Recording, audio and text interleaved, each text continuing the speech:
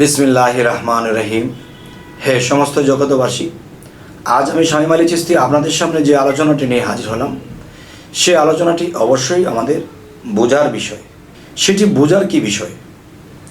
বোঝার বিষয়টি হলো, দেখুন, আমরা যেমন বলে থাকি, আমাকে কেউ জিজ্ঞাসা করেছে, ভাই আপনার ধর্মের নাম কি?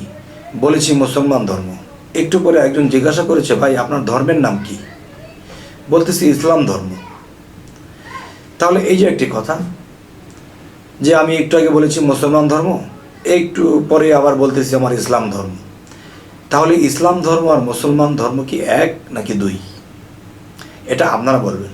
দেখেন, ইব্রাহিম খলিলুল্লাহ জাতির পিতা, তিনি আমাদের জাতির পিতা, তিনি মুসলমান জাতির পিতা। আর মুসলমান ধর্মটা আমি বুঝতে পারি যে ইব্রাহিম খলিলুল্লাহ থেকে এসেছে। আর ইসলাম ধর্ম হযরত মুহাম্মদ সাল্লাল্লাহু আলাইহি সাল্লাম থেকে এসেছে।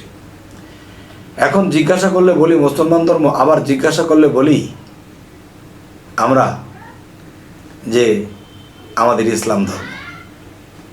এই কথাটি অবশ্যই আপনারা আমাকে বলবেন যে কথাটি কি ভুল বললাম কিনা।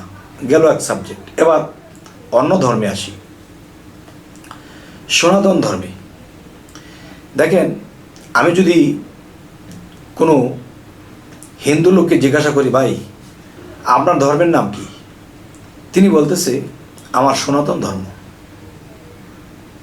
আচ্ছা, আবার একটু পরে ওই লোকটাকে জিজ্ঞাসা করা হলো, আপনার ধর্মের নাম কি? বললো আমি হিন্দু ধর্মে আছি। হিন্দু ধর্ম এবং সনাতন ধর্ম। আচ্ছা, তাহলে মুসলমানের মধ্যে এরকমভাবে উত্তর করে, হিন্দুদের মধ্যেও এভাবে উত্তর করে। তবে আজকে যে আলোচনাটি করব সেটি হলো কি, সনাতন শব্দের অর্থ কি? সনাতন শব্দের অর্থ কি? সনাতন শব্দের অর্থ পাই পুরাতন, পুরাতন সত্য। সনাতন শব্দের অর্থ আসে পুরাতন সত্য, যে কোটি কোটি বছর আগে ধর্ম ছিল, সেটি হলো পুরাতন ধর্ম বা পুরাতন সত্য ধর্ম। তাহলে মুসলমানের মধ্যে কিন্তু পুরাতন কথাটি নেই, মানে আমাদের ধর্মটি পুরাণ নয়, নতুন। তখন একজন হিন্দু লোকের সাথে বা একজন সনাতনী ধর্মের সাথে লোকের সাথে আমার একটু চা খেতে খেতে একটু কথা হলো। কথাটি হলো, দেখুন, আমি তাকে বললাম যে আপনি প্রথম বলেছেন আপনার ধর্ম কি? সনাতন ধর্ম, পুরাতন সত্য। আর আমার ধর্ম ইসলাম, আবার বলেছে কি মুসলমান। তাহলে এখানে বিষয়টা হলো যে মুসলমান ধর্মটা কিন্তু নতুন। তার বয়স 14.5 থেকে, এটার বয়স 14.5 থেকে 1500 বৎসর আগে এই ইসলাম ধর্ম এসেছে। তো এখন যে বিষয়টি বলবো, যে 1500 বৎসর বা 1450 বৎসর আগে যে ইসলাম ধর্ম এসেছে, কিন্তু সনাতন যে পুরাতন, এ কিন্তু কোটি কোটি বৎসর আগের ধর্ম। তখন আমি একটি লোককে বললাম, বা ওই ব্যক্তিকে বললাম, যে দেখেন, আমি একটা কথা বলবো, আপনি কি কষ্ট পাবেন? কষ্ট পাবো কেন? দেখেন, আমি বোঝার জন্য বলবো, কিন্তু ভুল ধরবেন না, আমাকে খারাপ ভাববেন না। তখন আমি তাকে বললাম যে আপনি কি যে বাড়িতে থাকেন, বাড়িটা কি নতুন? হ্যাঁ, নতুন। আচ্ছা, আপনার ঘরে কি 200 বছর বা 250 বছর আগের কোনো ফার্নিচার আছে? কয় না, ওগুলা নেই। আমি নেই কেন? তখন বলতেছে এগুলো পুরাতন হয়ে গেছে। পুরাতন তো, এগুলা ঘুনে ধরেছে, ময়লা ধরেছে, ডিজাইন নষ্ট হয়ে গেছে। তো ডিজাইন নষ্ট হলে কি হচ্ছে? এটার মধ্যে তো থাকা যায়, জোড়াতালি দিয়ে তো থাকা যায়। সে বললো যে না, এগুলা এখন তো আপডেট জগৎ, বিভিন্ন ডিজাইন আসছে। তখন আমি তাকে বললাম যে দেখেন, বিভিন্ন ডিজাইন আসছে, তখন সেই পুরাতন যে ডিজাইনগুলো ছিল, পুরাতন যে জিনিসগুলো ছিল, এগুলো আপনি ঘর থেকে বের করে ফেলে দিয়েছেন। এবং নতুন আপডেট বা নতুন কিছু এসেছে, নতুন ডিজাইন এসেছে, এগুলোকে আপনি ঘরে তুলেছেন, তাই না? হ্যাঁ, পুরানটা রাখলেন না কেন? পুরানটা এ কারণেই রাখি নাই যে এগুলা ঘুরে ধরেছে, এগুলাকে ময়লাযুক্ত হয়ে গেছে, ডিজাইন নষ্ট হয়ে গেছে, তাই ফেলে দিয়েছি। তাহলে কোটি কোটি বৎসর আগের যে ধর্ম, এটা কিন্তু পুরাতন ধর্ম, পুরাতন সত্যই। তাহলে পুরাণটাকে যে আপনারা ব্যবহার করছেন, এই সনাতন ধর্ম যে পুরাণ হয়ে গেছে, এটা কি ধরে রেখেছেন? আর ঘরের মধ্যে ফার্নিচার পুরাণ হয়ে গেছে, সেগুলো ফেলে দিয়েছেন। আর পুরাতন যে জিনিসটা ধর্ম, এটা ধরে রেখেছেন। কিছু বলবেন? তবে এই কথার উত্তর দেওয়ার মতো পৃথিবীতে অনেক লোক আছে, কিন্তু এই কথাটা বলার পরে লোকটা একেবারে থেমে গেছে। তখন বলতেছে যে আসলে বিষয়টা আমি চিন্তা করে বলবো। সে আমার থেকে যে বিদায় নিল, সে আর কখনো দেখা করেনি। তো আজকের যে বিষয়টি হলো পুরাতন সত্য। সনাতন শব্দের অর্থ পুরাতন সত্য। তাহলে সত্য, অবশ্যই সত্য, সেই ধর্ম ছিল, কিন্তু সেটা আল্লাহ কি করেছে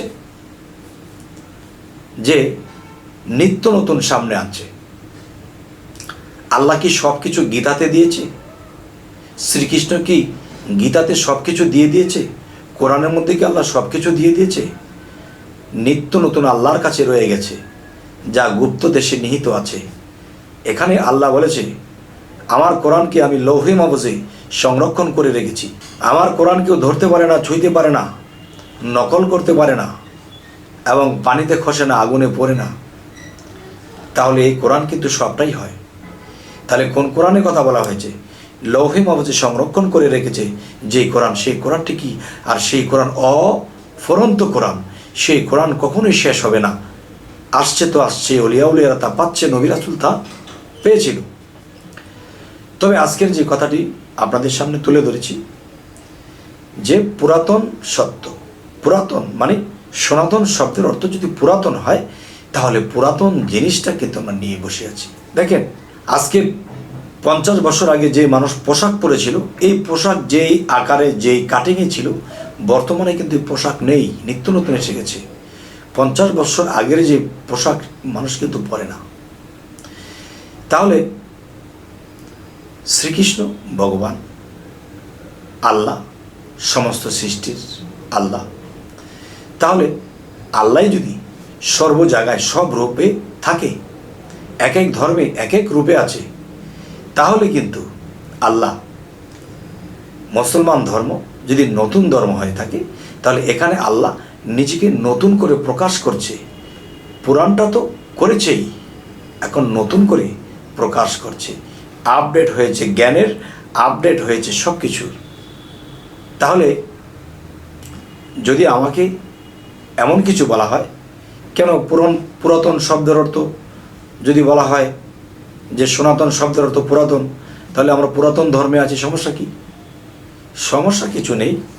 তবে একটা জিনিস দেখেন, আজকে 500 বছর আগে পানির জাহাজ দিয়ে মানুষ হজ করতে যাইত। তখন 6 মাসের খাদ্য নিয়ে উঠত, 6 মাসের খাদ্য নিয়ে উঠত, এটা দিয়ে যাইত, হজ করে আবার আসতো, 6 মাস লাগতো।